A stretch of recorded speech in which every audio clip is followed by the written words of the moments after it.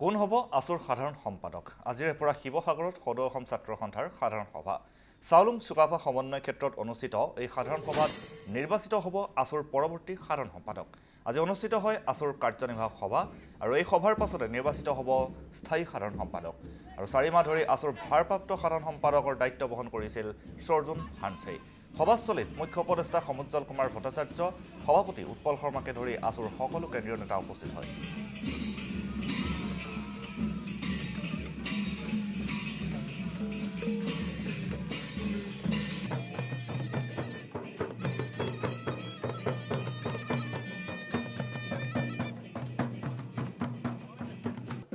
ৰাজ্যিক কাৰ্যনিৰ্বাহক সভা অনুষ্ঠিত হ'ল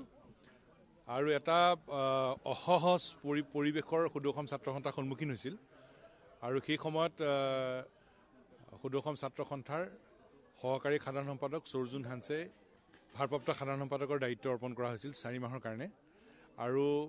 সৰ্জুন হানছে যোৱা 4 মাহত সদৌ অসম ছাত্ৰ সন্থাৰ ভাৰপ্ৰাপ্ত সাধাৰণ সম্পাদক হিচাপে নিষ্ঠাৰে সফলতাৰে কাৰ্য সমাপন কৰাৰ কাৰণে এই ৰাজ্যিক কাৰ্যনিৰ্বাহকে সৰ্জুন হানছেক আন্তৰিক অভিনন্দন জনাইছে তেখেতক ধন্যবাদ জনাইছে আৰু কৃতজ্ঞতা জনাইছে আৰু ৰাজ্যিক কাৰ্যনিৰ্বাহকে স্থায়ী সাধাৰণ সম্পাদক কোন হ'ব সেই বিষয়টোক লৈ ছাত্ৰ সন্থাৰ সভাপতি ভাৰপ্ৰাপ্ত সাধাৰণ সম্পাদক আৰু মুখ্য উপদেষ্টাক কৰ্তৃত্ব অৰ্পণ কৰিছে তিনিগৰাকীয়ে স্থায়ী সাধাৰণ সম্পাদকৰ বিষয়টোত এটা সিদ্ধান্ত লৈ আগবাঢ়ি যাব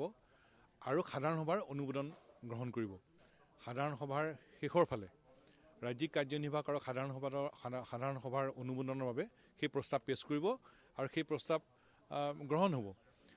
আৰু তাৰ উপৰিও ৰাজ্যিক কাৰ্যনিৰ্বাহকে সাধাৰণ সভাত আলোচনা হ'বলগীয়া বিষয়বোৰৰ ৰূপৰেখা অংকন কৰিছে ছাত্ৰ ছাত্ৰীৰ শৈক্ষিক বিষয়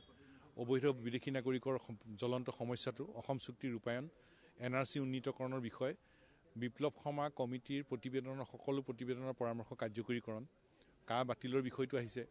মাতৃভাষা মাধ্যমৰ শিক্ষানুষ্ঠান চৰকাৰী খণ্ডৰ শিক্ষানুষ্ঠানৰ জয়যাত্ৰা অব্যাহত ৰখাৰ কথা আলোচনা হৈছে অৰ্থনৈতিক এটা আন্দোলন কেনেকৈ আগুৱাব পাৰি য'ত নিবনুৱা যুৱক যুৱতীসকলৰ সংস্থাপনৰ পথ খোলা হয় এই সকলো বিষয়ে আলোচনা হৈছে।